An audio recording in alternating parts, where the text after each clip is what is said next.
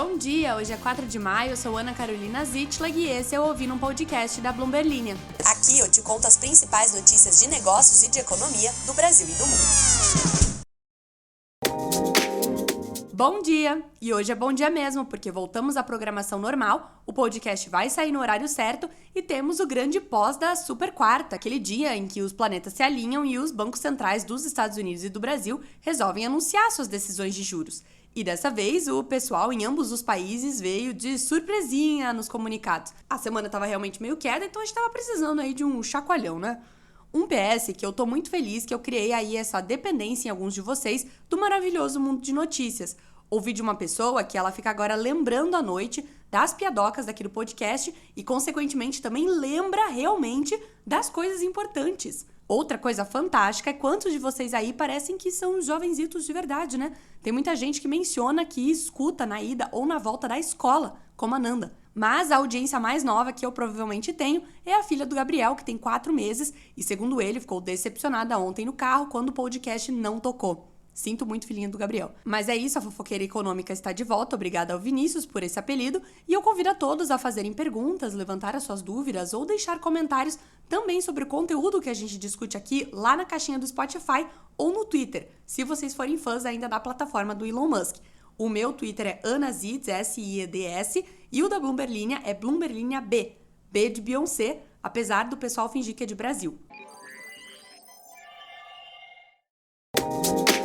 O Federal Reserve, ou o Fed para os íntimos, deixou Wall Street boquiaberta na quarta-feira. Imaginem os banqueiros e economistas falando "tô passada, menina". Isso porque, na declaração que acompanhou o aumento de 0,25 ponto percentual na taxa de juros de ontem, o Banco Central americano retirou uma frase anterior que afirmava que, abre aspas, algum aperto adicional na política monetária, fecha aspas, pode ser justificado. A presença ou ausência de apenas uma frase é motivo para fazer todo mundo mudar de ideia sobre o que vai acontecer nos Estados Unidos? Mas com certeza! Se eu fico avaliando a quantidade de pontos de exclamação que são mandadas para mim no WhatsApp, imagino que a ausência de uma frase pode causar nos mercados. E isso foi somado à fala do presidente do Fed, o Jerome Powell, que veio logo depois, em que ele observou que as expectativas do setor bancário haviam, abre aspas, melhorado em todos os aspectos desde o início de março.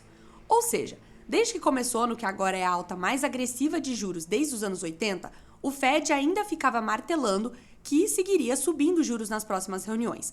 Até agora.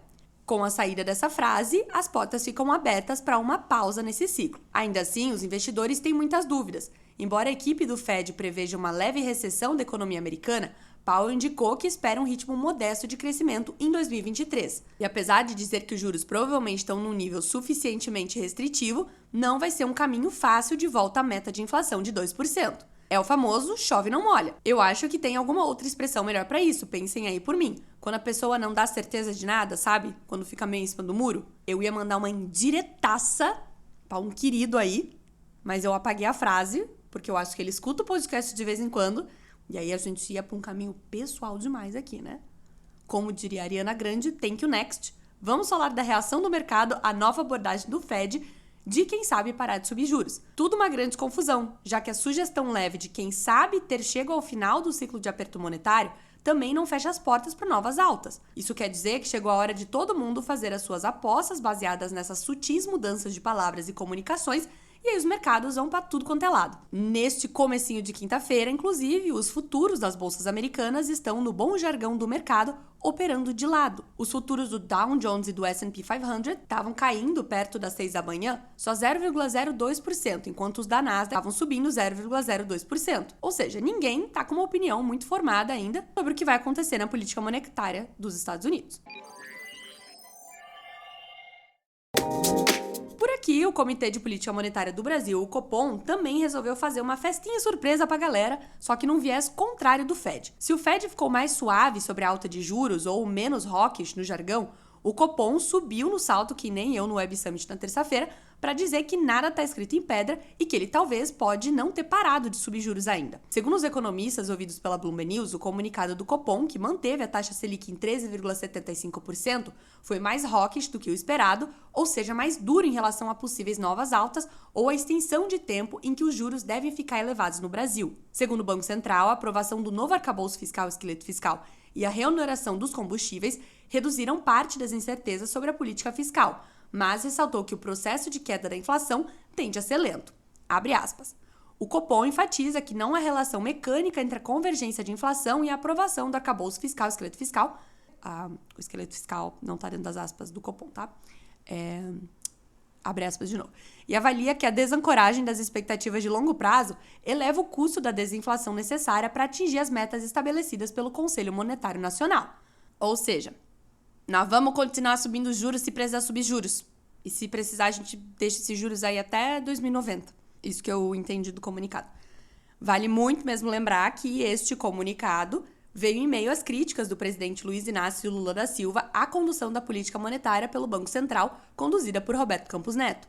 Essa semana ainda, o presidente Lula disse em um evento com centrais sindicais em celebração ao Dia do Trabalho que o patamar atual da Selic está ligado ao desemprego do país e que a taxa de juros é parcialmente responsável por essa situação.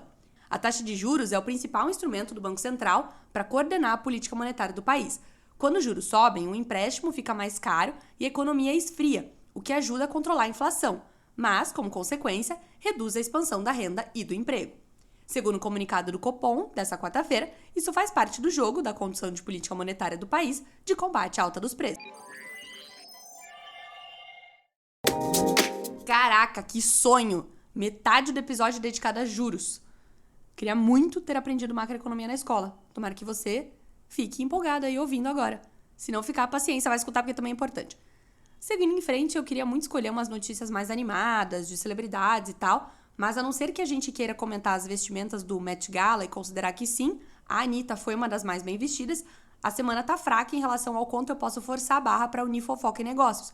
Então vamos ser mais tradicionais hoje e entrar na editoria de Pânico com Inteligência Artificial, que honestamente se tornou uma das minhas favoritas. Enquanto o governo dos Estados Unidos se prepara para uma reunião para avaliar estratégias no manejo dos riscos potenciais gerados pelo avanço da inteligência artificial, Michael Schwartz, economista-chefe da Microsoft, declarou ontem que a inteligência artificial é sim perigosa, mas deve haver cautela na sua regulamentação.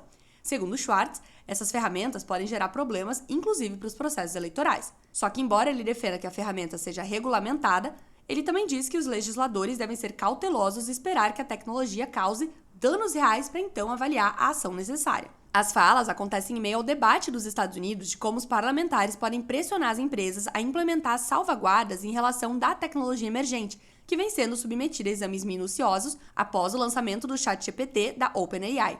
Nesta quinta-feira, a vice-presidente americana Kamala Harris vai se reunir com os diretores executivos da Microsoft, da Alphabet, que é dona do Google, e da OpenAI para discutir maneiras de reduzir o risco de danos causados pelas tecnologias de inteligência artificial. Eu ia soltar mais uma notícia, mas já estamos com 10 minutos, hein? Falamos bastante hoje, então vamos chegar ao fim.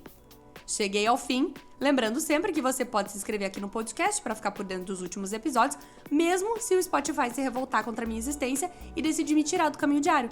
Jamais faça isso, Spotify, eu te amo. Inclusive, eu tenho 2 contas. Uma para dividir com a minha tia, que fica escutando aba, e a outra para me esconder das pessoas.